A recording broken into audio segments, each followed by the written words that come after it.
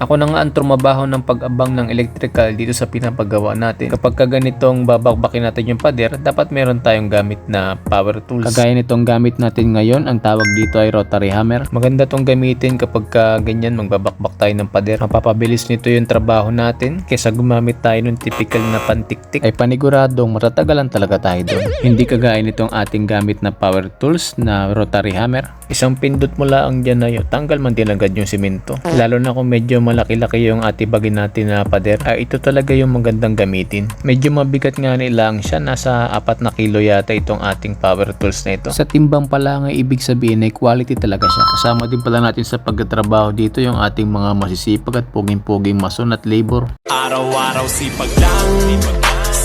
Matapos ang ilang segundong pakikipagbuno ko dito sa pader, sa wakas ay nabawasan na natin yung mga simento dito. At kung balak mo rin bumili ng ganitong klaseng power tool, sa Shopee ko lang din ito nabili. Share ko na lang yung link sa comment section para madali ka na lang di maka-order.